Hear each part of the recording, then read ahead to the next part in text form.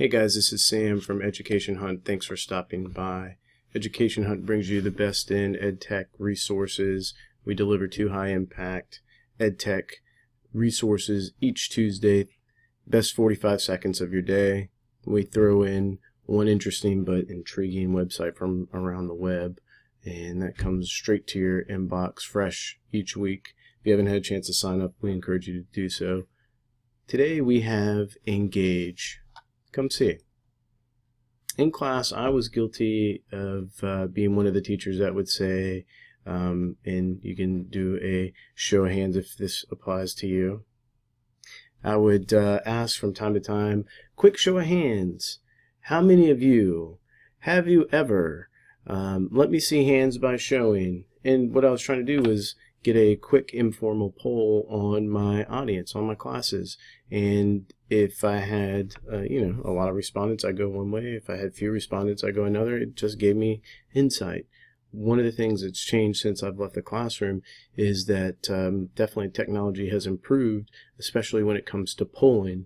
What I don't like is that some of the polling options out there are ridiculous in cost. $50 a month, $60.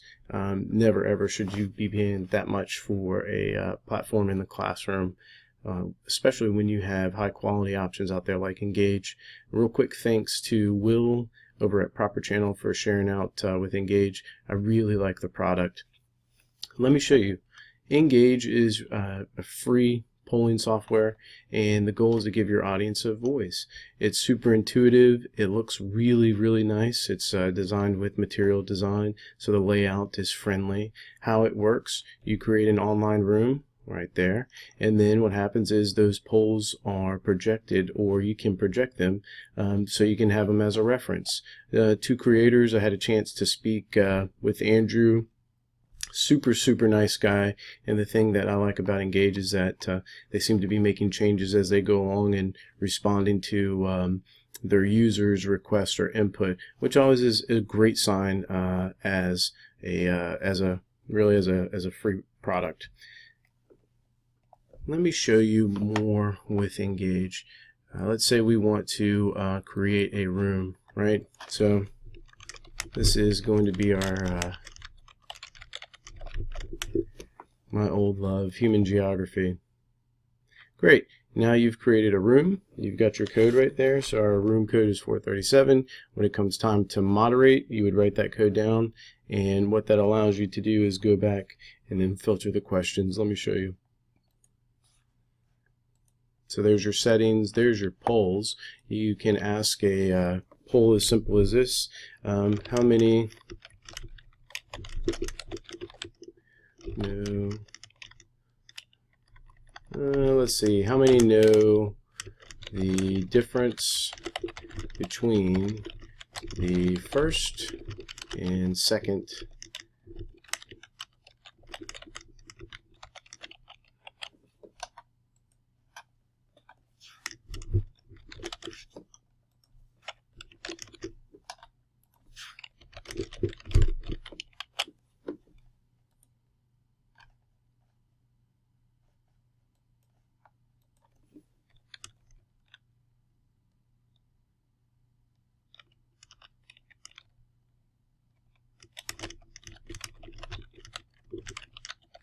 done.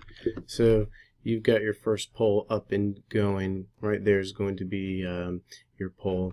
You can also see the results in real time and questions that have been asked. You have a chance to improve them, or you can pose a question to the general class. Who is Norman?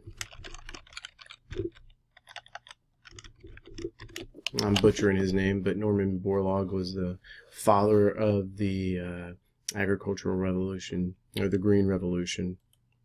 So you can submit that. Now what would happen is, for your kids, a lot of software, the sign-up process is long, it's cumbersome, it's a pain. Let's check this out. We wrote down our code, 437, join the room, bang, and right there it is, ready for them to go. So once they get there, I think he was the father of submit. It will leave your questions right there to so everyone can see, and then they'll have the responses. Let's say they have a chance to vote on it, where, hey, that was really helpful in class, Mr. Z. They click right there on the upvote. You also can go to the poll. How many of you know the difference between the first and second? What's that, right? You go back to your poll results, and boom, you'll have them displayed in real time. Simple as that, and you're up and running. You can set moderation, right? So let's go back to the kid classroom, and we'll go to questions. Let's say you got the same in your class. Can I go to the restroom, please? All right, what? Where's the question at? Well, that's one of the ones that you would want to filter through. That's not for the general class. It doesn't need to be, right? And you take a look at your questions. And we'll pull up another engaged. And then we'll go to our moderator room. And so you enter your code.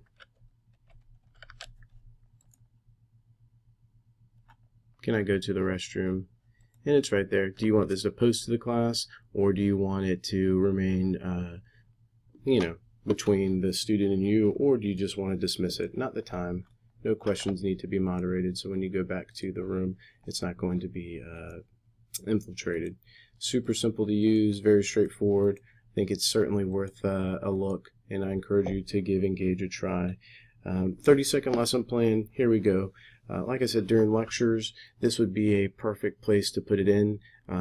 Let's go to the admin side. Maybe you have a faculty meeting, you're presenting out to adults. I think this is a perfect way to get a bead on the audience. So for my 30-second lesson plan idea, I would incorporate this to a faculty meeting or a coordinator's meeting, so that as you go through, if not to make it interactive at that time, you get a good bead on the audience, and you can leave those rooms open for your burning questions or your parking lot when you do professional development, and you have a way to capture the questions and then reference and come back to, so that you can follow up and follow through, which we all know is important.